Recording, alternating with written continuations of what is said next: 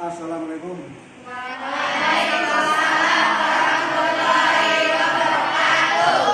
Warahmatullahi wabarakatuh.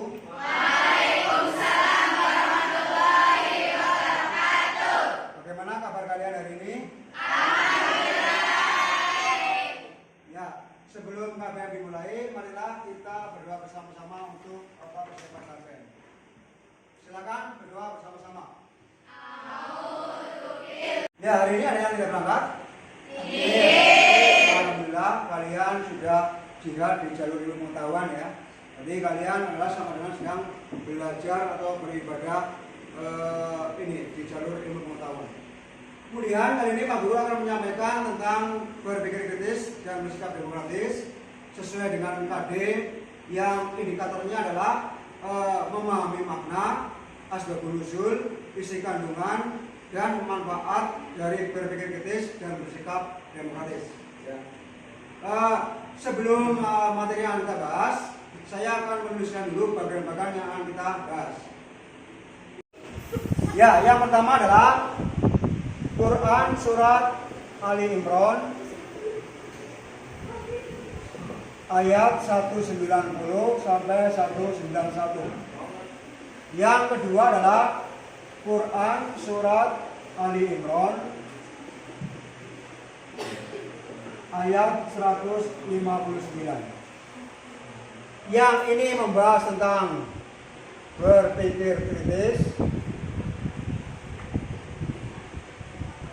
Kemudian yang Ali Imran 159 adalah membahas bersikap demokratis.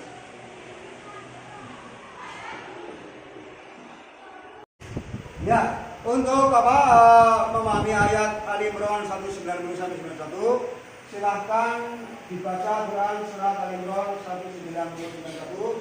Kemudian nanti diterjemahkan ya. Silakan Bro. Asyaitanirrajim. Bismillahirrahmanirrahim. Ya, silakan ayat tersebut diterjemahkan, dibaca silakan. Sesungguhnya dalam penciptaan langit dan bumi dan pergantian musim dan siang terdapat tanda-tanda kebesaran Allah bagi orang yang berakal. Ya, tadi ayat yang terjemahnya sudah dibacakan. Kemudian ada hadis yang menjelaskan tentang berpikir kritis, yaitu hadis dari Tirmidzi tentang orang cerdas. Orang cerdas adalah orang yang selalu introspeksi diri dan memperbanyak amal soleh untuk kehidupan setelah mati. Itu hadis. Kemudian asbabun nuzul dari Quran surat Ali Imran 190 dan 191 adalah tentang adanya orang-orang kafir Quraisy mendatangi orang Yahudi menanyakan apa keistimewaan dari Nabi Musa dan Nabi Isa. Ya. Kemudian orang Yahudi itu menjawab keistimewaan Nabi Musa adalah tongkatnya dan tangannya yang mengeluarkan cahaya putih. Kemudian orang-orang kafir Quraisy mendatangi menanyakan lagi tentang keistimewaan Nabi Isa. Orang Yahudi ini menjawab keistimewaan Nabi Isa adalah dapat menyembuhkan penyakit lepra, kemudian dapat menyembuhkan orang yang tadinya tidak bisa berjalan menjadi bisa berjalan, orang dapat menghidupkan orang yang sudah mati. Kemudian orang-orang kafir Quraisy ini mendatangi Nabi Muhammad. Apa yang ditanyakan? Orang-orang kafir Quraisy ini ingin meminta kepada Nabi Muhammad agar bukit Sofa itu dijadikan emas untuk mereka. Ya, jadi itu adalah asbabun nuzulnya. Kemudian tentang berpikir praktis. Berpikir praktis adalah bagaimana berpikir secara membangun atau konstruktif untuk mencapai tujuan atau solusi. Itu adalah berpikir kritis.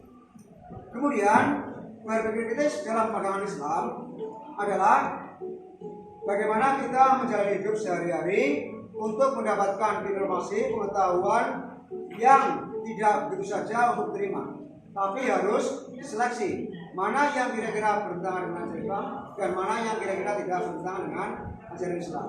Itu adalah berpikir kritis menurut pandangan Islam. Kemudian manfaat berpikir kritis. Ya, manfaat berpikir kritis adalah kita mensyukuri nikmat anugerah hidup dari Yang Maha Kuasa sehingga kita bersyukur atas nikmat yang kita dapatkan. Kemudian manfaat berikutnya yang lain adalah dapat mengintrospeksi diri bagaimana agar kita memposisikan dalam kehidupan yang baik dan benar. Kemudian manfaat yang berikutnya adalah bersyukur atas anugerah akal pikiran yang dikaruniai Allah untuk berpikir kritis. Itulah dari manfaat berpikir kritis.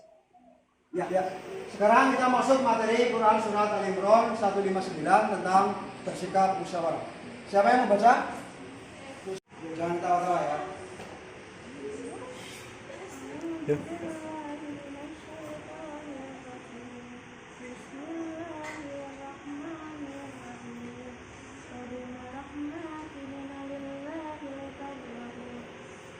Berkat rahmat Allah, engkau Muhammad berlaku lemah lembut terhadap mereka. Sekiranya engkau bersikap keras dan berhati kasar, tentulah mereka menjauhkan diri dari Ya. Berikutnya kita membahas tentang hadis yang menjelaskan tentang sikap demokratis. Hadis ini dari Tirmidzi, bahwasanya saya tidak pernah melihat seorang yang selalu bermusyawarah dengan para sahabat selain Rasulullah. Itu hadis pendukungnya. Kemudian asbabun nuzul surat ini adalah ketika kaum muslimin mengalami perang Uhud itu ya, di mana kaum muslimin itu tadinya udah menang, akibat tergiur oleh harta rampasan perang sehingga turun dari bukit dan di satu tempat diserbu oleh musuh, oleh kaum kafir. Tetapi kemudian ada juga yang menjelaskan tentang perselisihan Abu Bakar dengan Umar. Abu Bakar ini mengusulkan kepada Nabi Muhammad agar para tahanan perang Uhud ini dikembalikan keluarga dan keluarganya didenda. Kemudian usul Umar bin Khattab ya, itu agar tahanan perang Uhud diserahkan kepada keluarga, kemudian keluarganya disuruh membunuhnya. Nah, akibat perselisihan ini, kemudian Nabi Muhammad bingung mau menjawab bagaimana. Akhirnya turunlah surat Al-Imran ayat 159. Kemudian kita masuk kepada sikap demokratis. Maksudnya demokrasi itu adalah memang istilah PKN ya. Demos artinya rakyat, Rapus artinya pemerintahan. Jadi pemerintahan yang berasal dari rakyat, untuk rakyat dan demi rakyat. Nah, demokrasi hubungannya sangat erat dengan musyawarah. Ya, musyawarah adalah pertemuan dua orang lebih untuk membahas atau mencari jalan keluar atau solusi.